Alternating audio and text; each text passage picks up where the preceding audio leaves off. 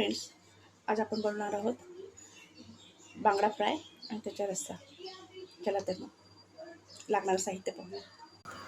खोबरं, कोथिंबीर, लसूण आणि टॅमॅटो हे मी वाटण करणार आहे. 4 वस्तूंचे वाटायला घेणार आहे. आणि आता आपल्याला लागणार आहे कढीपत्ता फोडणीसाठी आणि चिंच, हळद, मसाला, मीठ, तेल आणि बांगडा. यात हळद मसाला टाकलेला आहे. हे मिक्स करणार, नंतर मग मीठ टाकणार आणि हे कोकमाचं पाणी. खोबरं, टॅमॅटो, लसूण ह्याचं वाटण करून घेऊयात. आणि बघा, हळद, मीठ, मसाला हे सगळं आपण मिक्स करून घेतलेलं आहे. ह्याला चांगलं लागलं पाहिजे असं लावून घेतलेलं आहे. आणि कोकमाचं पाणी बनवून तेही टाकलेलं आहे. हे असं दिसतंय. आता 5 मिनिटांनी आपण फ्राय करायला घेऊयात.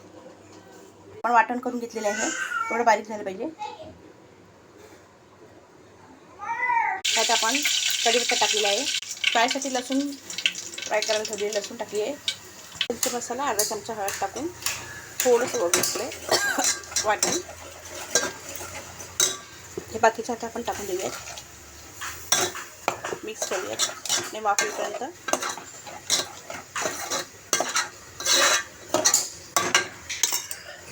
फ्राय झालेले मच्छी सोडूयात. त्या रस्स्यामध्ये आपण हे कोकम टाकूयात. थोडं पाणी टाकूया.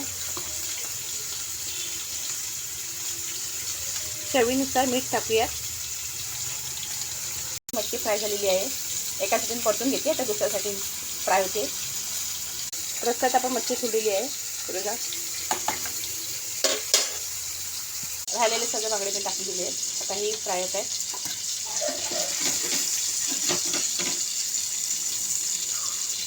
ह्याला आपण मसाला बांगडा बोलतो.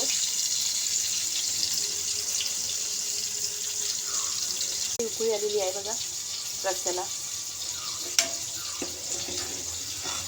छान उकळी आली.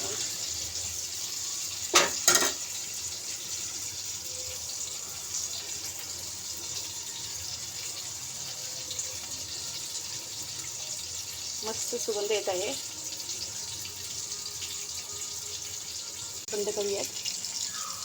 मच्छी फ्राय झालेली आहे. आता मी ताटात वाढते.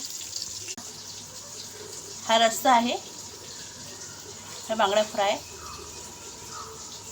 आणि हा भात. आजची रेसिपी कशी वाटली कमेंटमध्ये नक्की सांगा.